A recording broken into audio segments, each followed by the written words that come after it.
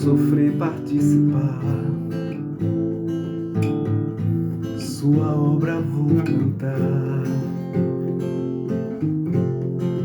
Meu Salvador, a cruz mostrou o amor do Pai,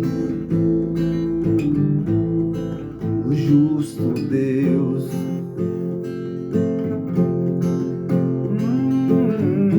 Pela cruz me chamou, gentilmente me atraiu e eu, sem palavras, me aproximo, quebrantado por seu amor.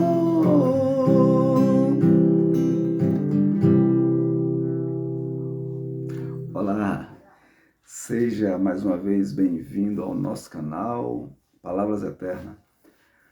Esse canal é um canal aberto para nós fazermos um estudo profundo da Palavra de Deus, que está escrito neste livro sagrado, a Bíblia.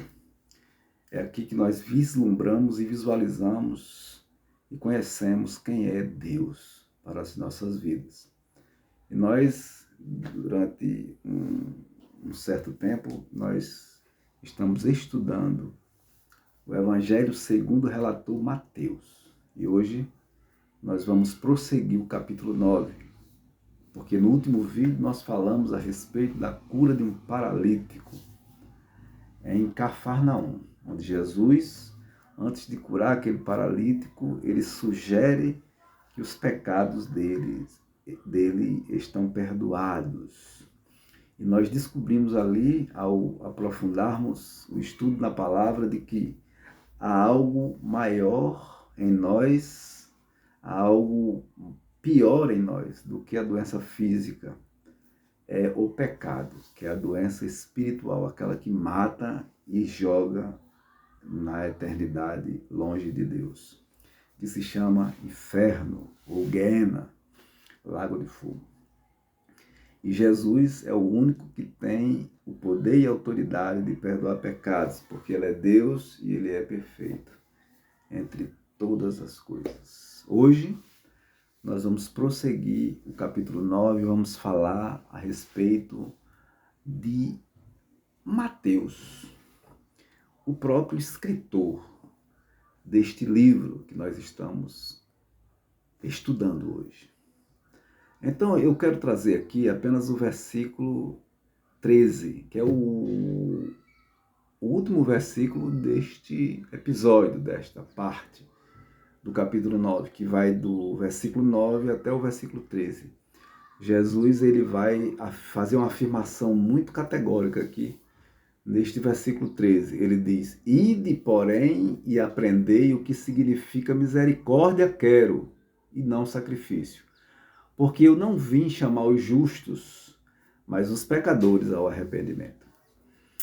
Então, nós temos aqui um texto a respeito da pessoa de Mateus, da vocação de Mateus.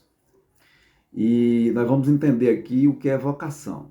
Vocação é uma palavra que vem do latim e que o seu vocábulo se chama vocare.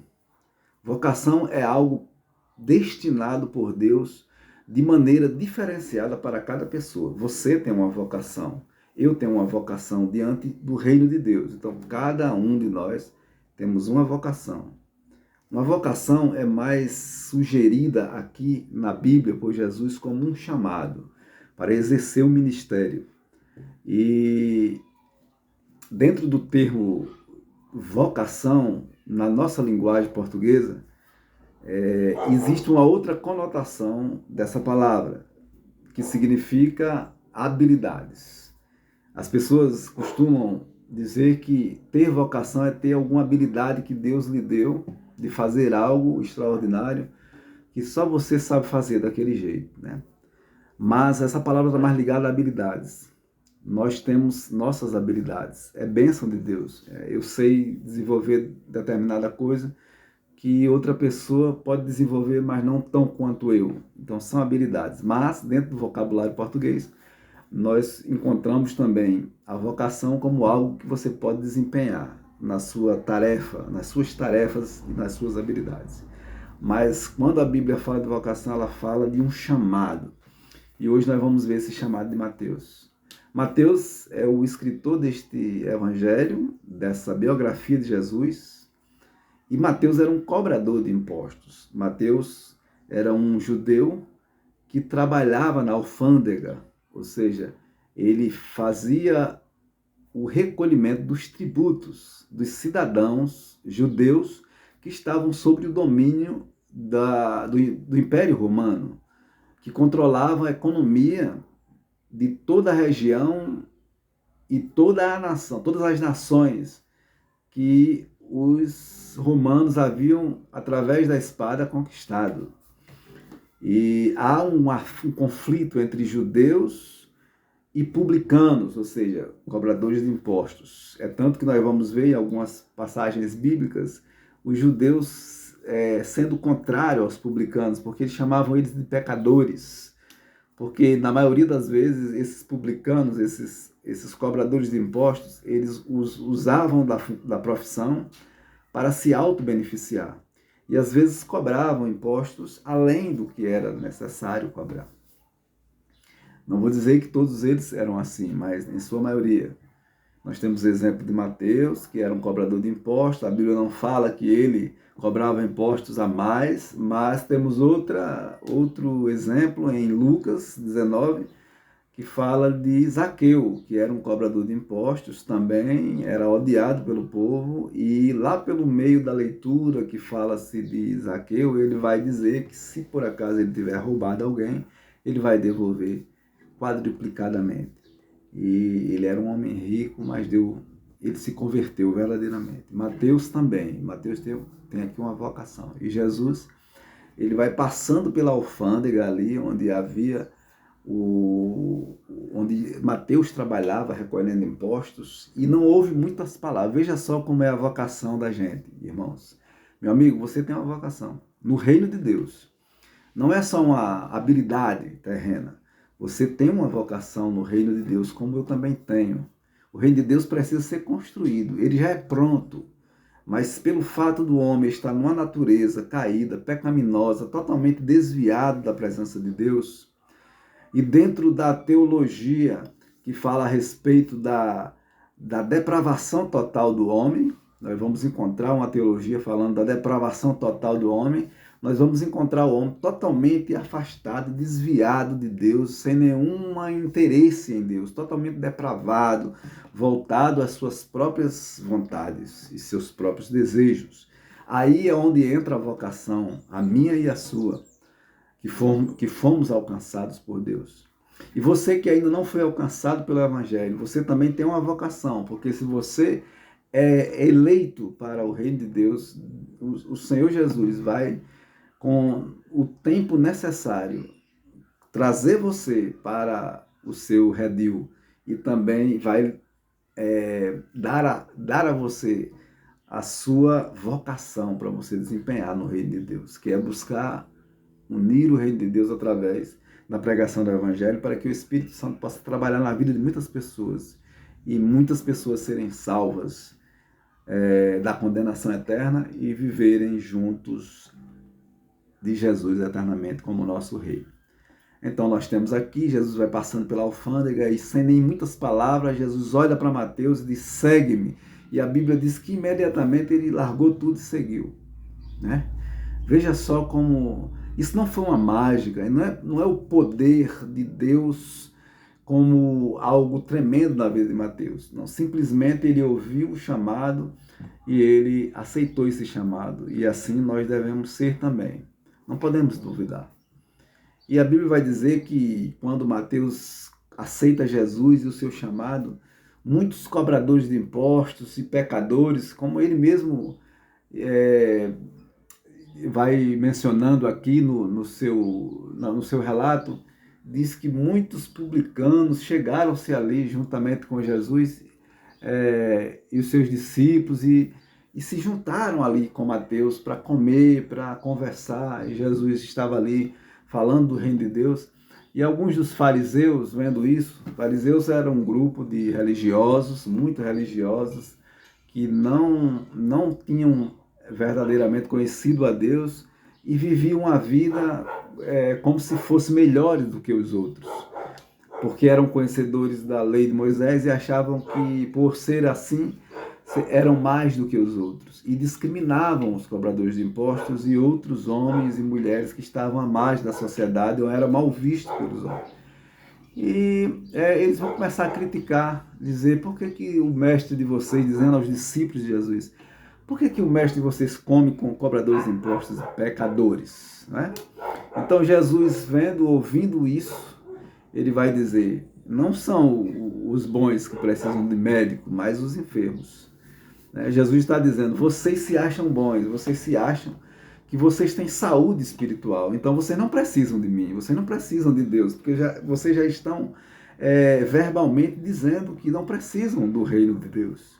Vocês são bons para vocês, não é que para Deus eles são bons. Ninguém é bom diante de Deus, mas por eles estarem acobertados pela lei de Moisés, serem detentores da lei de Moisés, conhecedores da lei de Moisés, homens sábios, eles se diziam diferenciados. E Jesus diz, olha, vocês não precisam de remédio, vocês não precisam de remédio, porque o remédio sou eu. Sou eu quem sararei a ferida da humanidade. Sou eu quem tenho o poder de perdoar pecados. Sou eu quem tem o poder de levar você a Deus, ao Pai. Sou eu quem tem o poder de direcionar você para o reino de Deus depois da sua morte ou na minha segunda vinda. Mas como vocês são bons ou se acham ser bons, não precisar de remédio, me deixe com os que são doentes, porque eles precisam de médicos. E ele finaliza o discurso e diz, vocês precisam conhecer o que é a misericórdia, né? Misericórdia eu quero, não sacrifício. Então, os fariseus, os religiosos, isso acontece também hoje, irmão. Muitos religiosos querem impor sobre nós sacrifícios, sobre você sacrifício. Não, Jesus quer misericórdia. Jesus quer que você olhe para o seu semelhante, alguém que até não conhece Jesus, e você tenha misericórdia dele. Porque ele necessita de remédio. Ele necessita conhecer o medicamento que cura do pecado, que é Jesus, que é o nosso Deus, que tomou sobre si as nossas enfermidades, e a maior delas o pecado, e levou sobre si naquela cruz, pagando o preço que era nós que deveríamos pagar. Ele nos justificou diante de Deus, porque ninguém se justifica só. Esses fariseus não conseguem se justificar diante de Deus, porque eles acham que pelos seus próprios méritos, eles já estão com Deus. Na verdade, Jesus disse que no grande dia, muitos dirão, Senhor, em teu nome eu preguei, em teu nome eu curei, em teu nome eu expulsei demônios. E ele vai olhar para eles e eu não vos conheço. Então, o que é misericórdia? É o ato de alguém na miséria total, o coração de Deus, se voltar para Ele, mesmo eu sem merecer, sendo miserável, e Ele me amar. Eu não mereço. Eu sou o mais miserável de todos os homens. É assim que a gente deve pensar pela nossa natureza. É assim que a gente deve reconhecer a nossa natureza. Eu sou o mais miserável de todos os homens. Então não há nada que me justifique diante de Deus, apenas Cristo Jesus, porque Ele pegou a nossa miséria espiritual, levou sobre Ele, e como diz a primeira carta de Paulo aos Coríntios, Ele cravou a nossa dívida na cruz. Cravou a nossa dívida na cruz. Não é? Nós somos devedores porque somos pecadores. Há uma sentença contra nós, eu já disse isso em outro vídeo.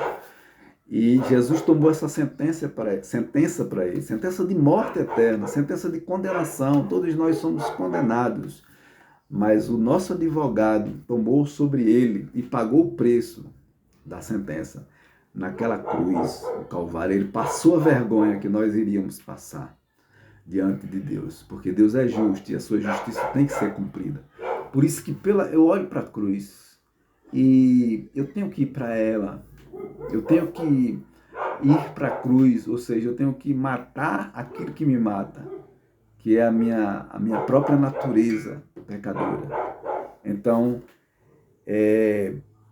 nós precisamos reconhecer que nós somos um povo que somos vocacionado a construir o reino de Deus com as nossas atitudes, e o nosso desejo é que Jesus possa nos dar essa vocação e sustentar-nos diante do seu reino e da salvação que foi feita por ele.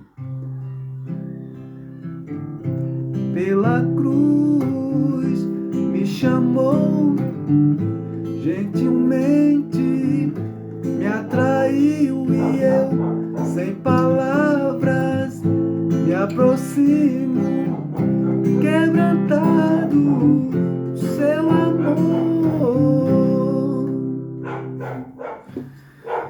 Então, meus amigos, se você gostou do vídeo, dê o seu like, compartilhe esse vídeo com mais alguém que precise ouvi-lo.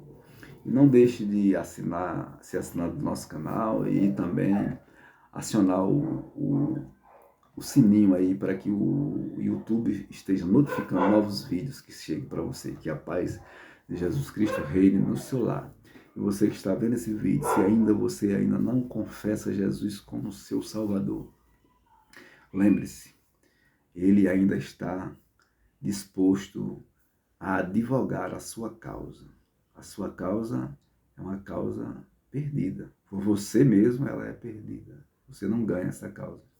Você não consegue, diante do tribunal de Deus, e a sentença que é a ira dele, que vai cair sobre todos os que não crerem em Jesus, você sozinho não conseguirá.